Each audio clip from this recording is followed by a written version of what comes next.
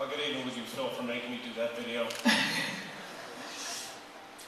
So, Jeff, 10 years ago, Priceline was nearly left for dead. I mean, that was before you became CEO full-time. You took the helm 8 years ago. Since then, Priceline has had phenomenal growth, fantastic acquisitions. You have among the highest market cap, Wall Street's darling. What were the 3 things, if you had to say, narrow it to 3 things you did to turn the company around? I think if I had to point to 3 things, it really was a process of first making a decision to focus on the hotel product for Priceline, and that happened long before we got into international operations. When I became Chief Operating Officer, 80% of the business's revenue, gross profit dollars, was coming from opaque airline tickets. And with the disruption and the structural change in the airline industry that followed September 11, we decided that that really wasn't a healthy balance of the business, and we decided to focus very much on hotels. And so that first step of focusing on the hotels and building the opaque hotel product is very, very important. Second step was a couple of years later, looking back at the size of the business that some of our competitors were creating in the broad online travel space. We made a decision that just focusing on the name your own price product represented a smaller market opportunity than potentially was available to us. So we decided to offer retail airline tickets. We purchased TravelWeb in the retail hotel space and began to offer a full suite of retail products, and that gave the company another leg of growth in the domestic business, and very importantly, it empowered us to think differently about how we try to address business opportunities internationally. When I became Chief Operating Officer, Priceline had just finished sort of winding down a bunch of international joint ventures that were designed to roll out the name your own price business model to international markets. And now that we were successful in building a big retail business, it really allowed us to think of our international strategy in terms of retail and in terms of hotels. And in terms of the impact on our business, that really was the most important. We made some acquisitions, Active Hotels and Booking.com, and more recently Agoda and Travel Jigsaw. And we've just been enormously lucky to work with these businesses that have great entrepreneurs. They've stayed with the business and they've helped us build it. They've worked on the efforts we've made to bring all the businesses together, and just very, very grateful for the quality of people that have been prepared to join our group and work with us to build out our international business. So hotels, retail, and international expansion, really those 2 things. And then the recession came in 2008, and that really wasn't such a bad thing for Priceline. Well, the recession was a bad thing for everybody, and over the years, a lot of analysts and others have looked at our business and said, gee whiz, you guys tend to do great when business is bad. And we've always pushed back against that, because if you really look at what happened to our business when the financial crisis hit and the recession hit, there's a little Freudian slip for you, the recession hit and the exchange rate between the euro and the US dollar had dramatic movements, negative for the euro. The growth rate for our business went from 50% consolidated growth in US dollars down to the 20s. And our share price went from $180 a share into the 40s. So we took a massive hit, both in terms of the momentum of our business as well as the value of our company as a consequence of those disruptions. But what happened with our business and with the other online businesses as well is there's great resilience. The tailwinds that we enjoy in terms of the switch from offline to online, the great power of the internet as a place for people to look for discounts when they're trying to save money, and the great ability of our company as well as others in our space to provide a discounting outlet for hotels in particular that were dealing with massive decreases year over year in RevPAR, 25%, unprecedented in the industry. I'm very proud that we were in a position to really start to drive demand back into the hotels, to replace a non-existent business traveler with a leisure traveler that was happy to get a discount. So it was not great for anybody's business, but I think it did demonstrate the valuable role that our companies and the industry plays in driving demand back into the suppliers when they need it the most. You said you had to learn operations in the became CEO. What have you done operationally that has led to your success? You know, I don't want to take too much credit for the operational improvements that have happened around our group. We've got incredible operators in our businesses in Norwalk and Amsterdam and Bangkok and Manchester, people who really are very, very close to the business. One thing that I've tried to do from the beginning is make sure that we're making all of our decisions based on numbers. Everybody has strong opinions, everybody has great experience in the business, and they can be incredibly persuasive because they're smart and good at what they do, and they can come in and say, I really think we ought to do this, or that we're doing great at that. But at the end of the day, you have no idea whether that's the case unless you really have numbers to back it up. And the great thing about the internet is it essentially delivers management metrics to you on a real-time basis. And if you look at any of the companies that are presenting here, you'd find tremendous MIS real-time data, and that's really what we all work on. A lot of your success has come naturally from acquisitions, Active, Booking, Goda, Travel Jigsaw. What is your strategy for these brands globally? Our strategy has been to allow the brands to operate independently. We universally feel that a strong brand is one of the most important assets that an online travel company can have. But online travel is a very local business, very hard to get into a market without having local people who understand the market, who can speak the language, who appear to your business partners as local folks instead of as interlopers. And I think that allowing the local businesses to manage themselves, giving them ownership of the decisions in running the business, not hamstringing them with a lot of rules that are designed to drive consistency but don't necessarily drive business value, and ultimately making sure that everybody's compensation is aligned in the right direction and that they have the resources to be successful. We have a question from the audience. Hey Jeff, Mark Mahaney at Citi. When you think about some of the trends that have been at this conference, flash sales, the rise of Facebook as a source of traffic, mobile, which of those do you think could be most disruptive to Priceline's business model over the next 3 to 5 years? What are you most concerned about having to change the model to react to? You know, I look at those as opportunities, but the one that I'm most excited about is mobile. I think if you look at the rapid proliferation of smartphones, tablet computers, and the strength of the developer community that is really driving massive increases in functionality and choice on those platforms, I think that's the most exciting thing to happen on the internet since I've been dealing with it. And I think it represents a unique opportunity for travel. Not only, I think Dara said it very well, to just take what we do on a fixed computer and put it into a mobile device doesn't really accomplish a hell of a lot, but to do something different, to take advantage of the unique functionality of the device is a huge opportunity, and I think even more so to try to capture a share of the business that's generated from the changes in human behavior that result from the technology that people now have with them and are able to carry around. And none of us can predict what those behavioral changes are. We can try to promote them by delivering opportunities, and a flash sale is a good example of changing behavior that is being driven by innovation, both business innovation and technology. But I think that is the real opportunity and the real potential to be left behind if those changes in behavior occur and you're all of a sudden not able to address them. Would you be looking at an acquisition in that space like Dara announced with Moviata today? You know, typically we have not acquired companies purely for technology, and there are a lot of businesses that have, and successfully so I wouldn't exclude it. And Moviata looked like they had some pretty nice apps that they have sent out there, and so that looked like a nice deal to me.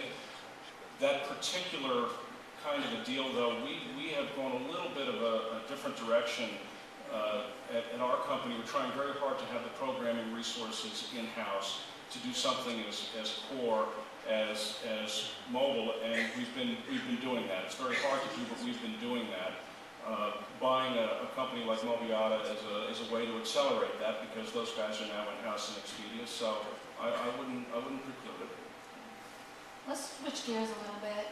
Now, in terms of hotel sales, the largest OTA internationally, and obviously total success in the hotel space, and we'll talk a little bit later about how you plan to expand internationally as well in that arena. But I'd like to talk about some other areas, and perhaps you can tell us how you prioritize them. One of them is a media and referral business, the advertising space. We have not prioritized the media business. We have a couple of properties and URLs that I think have a lot of potential to drive that kind of business, and we certainly have a ton of content, especially around hotels and destinations. So it's something we think about a lot, but we've been fortunate enough to have rapid growth in our core businesses, and we don't have the resources in our company to devote a lot of attention, the kind of attention you would need to make a property like that successful. You mentioned, Lorraine, earlier about M&A strategy. That's something that continues to be of interest to us if there are good media properties out there that are reasonably priced, and that's a big caveat these days. The market is incredibly rich these days. That might be something that we consider. Packaging. It's funny, packages have not, in my opinion, dynamic packages, as great a product as they are, have not lived up to the promise of the early days of online travel. We all thought 5 or 6 years ago that was the best thing since beer in a can, and that really was going to remake the landscape. And it's been a great product. It's a point of differentiated value, and it takes advantage of the technology that we have. But particularly in Europe, the travel trends outside of the internet have driven away from package travel, driven people towards putting their own itineraries together, towards using low-cost carriers, which now represent 40% of the lift intra-Europe, and really are not usable, at least in any sense of providing value or discounting in a dynamic package. So I think market forces have pushed packages to an important strategic product, but not a game changer. Corporate and business travel. You're picking all the things that we're terrible at. Corporate and Well, business. before we have the meeting, so that's nothing to change. But when we're looking ahead, or if you were prioritizing and thinking, okay, if I was to, change, if we were to change direction, which obviously you don't need to do today, but if you were looking to say, okay, where might I expand? Let me address corporate travel because you asked about it. In the United States, the Priceline brand is not a good brand for corporate travel. We have an understanding with our suppliers that we're appealing to leisure travelers that are looking for a discount. We wouldn't want to do anything to muddy that up or interfere with that. With respect to the international business, we've looked at it. I'm sure Booking.com and Agoda have some unmanaged business travel, but the margins for those businesses are very, very skinny. Most of the margin is rebated back to the company, the client. There's a high touch associated with it, call center, and we do better at virtual stuff and not as well at the high touch stuff. Vacation rental. A lot of vacation rental subject matter at PhocusWright, and I think it's great. I personally believe that the internet provides an absolutely differentiated vehicle for a consumer looking for a vacation rental. All of the tools are there, and the one thing that's not there is a really smooth booking experience. And for online travel agents that pride themselves on having that one point of uniform experience, that smooth booking experience, it's a little bit difficult to drop a product on your website where you have to call an owner up and have a talk with them about whether the unit's available. I think it will get there over time, and there's a lot of great businesses out there, including whay, who presented here yesterday. And finally, the U.S. market for Booking.com. So Booking.com has been in business in the United States as a destination for probably 3 years now. In the early days of the effort, we called it westbound, because European travelers like to travel westbound to the United States, and since Booking.com has a large number of European customers, it only made sense that they might want to book their U.S. hotels on Booking.com. So over the last 3 years, Booking has done a great job of building up hotel inventory in the United States, principally for European travelers, international travelers now traveling into the United States. It's proved to be a very good opportunity for our hotel partners because we see a nice lift in conversion when a hotel is available both on Booking.com and on Priceline.com's retail platform. So that business is off to a very good start in the United States, and we view the United States as a core market for the international hotel business, and that consists both of what Booking is doing here as well as what Priceline.com is doing. In the U.S., next to the some of the speak out questions, so it's time for the Holiday Inn Express check-in. All righty then. What do you like to do to unwind? I like to fish. What do you like to fish? I like to fish for anything that can be caught with a fly rod. Trout, striped bass, it's all good. What quality do you appreciate the most in others? I think modesty and a sense of humor go a long way. If you know somebody who has both of those things, they can have a lot of other flaws and still be your friends. And what 3 words would your direct reports use to describe you? I know this is 4 words, pain in the ass. Before I get to the questions on the question board, I know there was one that had said, well, first of all, Expedia. Do you set your sights on Expedia domestically? No, we certainly are aware of what the competition is doing. We focus on trying to have the best prices and the best product and the best user experience for our consumers. But we think it's important to do our own thing. And that's certainly a tenet of our teams overseas that are just uniquely focused on our business, our customers doing it our way. And I think that's been an important part of our success. One thing I will say though is we're very focused on the fact that Expedia and Travelocity are offering opaque hotels on their websites. We think that has the potential to create some disincentives for our suppliers because of the potential for buy down. Somebody who's looking for retail and ends up buying opaque because it's right there with a published price. So that's something that concerns us and maybe should concern hotel suppliers too. Are you seeing an impact on your business so far? It's too new really to tell whether there's been any impact. Okay. We have a question from the audience. Yeah, Tracy Lotz here with LiveRes vacation rental software booking. We have a really good booking process that we'd love to show you someday for vacation rentals. But more importantly, I have a really important question to ask you about fishing. Have you ever fished the brown gray catch on Silver Creek in Peekaboo, Idaho in June? If you haven't, I'd love to show it to you. I'd love to try it with you. I have fished in Silver Creek in July, and they put me in an inner tube, and I basically floated around aimlessly around the creek and was unable to do anything without having my feet on the ground. So maybe you could show me how. Okay. The fish usually win there. Okay. Internationally, I'm sure everyone wants to hear about how you're prioritizing international markets as well. Of course, China's come up a lot, and you recently in your quarterly earnings call spoke about Latin America's incredible numbers there, and then Russia's the other market. So naturally, which I know Booking has some presence perhaps, but I'd like to learn a little bit more about that. So let's start with China. The way we look at China is similar to everyone else. It's got enormous opportunity. It's on a very long upward trajectory in terms of economic growth in affluence among Chinese consumers, which will allow them to travel. Maybe even equally important, legal changes which for the first time allow Chinese to travel outside of China as visa restrictions are relaxed over time. So as a fundamental source of international travel demand, it's one of the most attractive markets in the world, if not the most attractive market. Our international businesses, both Booking.com and Agoda, have hotels in China, and we do have Chinese customers that book on our websites. We don't own a business there. We haven't made acquisitions there.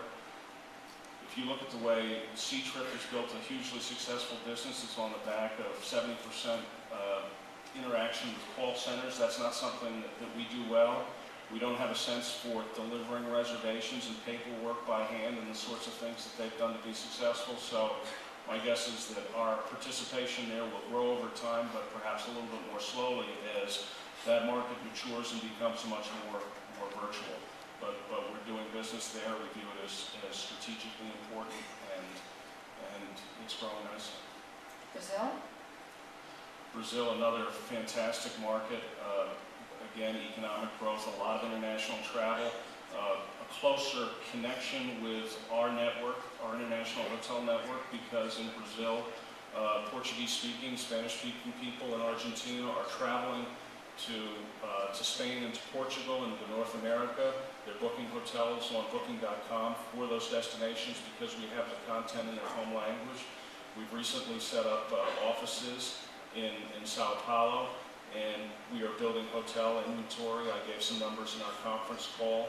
$260 million worth of point-of-sale business in South America, growing over 100%, and $100 million of destination business after being there for roughly 1 year and growing at 300%. So an incredibly attractive market and one that fits very well into our international network. Russia, Eastern Europe? Well, Eastern Europe has been an important source of Booking.com's growth for many years. It was, in terms of new markets, the first new market that Booking.com targeted, and we have good business there today, and it's one of our most important quote-unquote new markets. Russia is a little bit more recent. We have a small office in Moscow. It's a market that's growing, it's very attractive, but it's also a market that has its own idiosyncrasies and challenges, and so you might see us being a little bit more deliberate in our work in that market. What's exciting for you is a lot of these markets, the online hotel penetration is like 2-3%, if that high. It's very low online penetration. It's very small in terms of the percentage of the market that are controlled by international chains, which allows us to drive even more value with our products, so they're very, very attractive. Let's talk about your most recent acquisition, Travel Jigsaw. What attracted you to that business? Travel Jigsaw is a great company. It's small. It's doing a really good job of building an international footprint in the car hire business, which in the United States is a great business. We love our rental car business. We think it's an even better business in Europe and internationally, because the consumer really needs the information, just like the fragmented hotel market. They don't have a sense that if they call up a chain, it can solve all of their problems. There's a lot of discounting that goes on. There are a lot of local players in the market that won't have access to international demand other than through players like Travel Jigsaw. So we're very, very excited about it. It's a great team in Manchester, very entrepreneurial, and we've tried to follow the same model that we did with our previous acquisitions, which is to empower the local management, try to give them the benefit of whatever we know which we think might be helpful to them, and ultimately let them run their business. Thank you very much. Ladies and gentlemen, President and CEO of Priceline, Jeffery.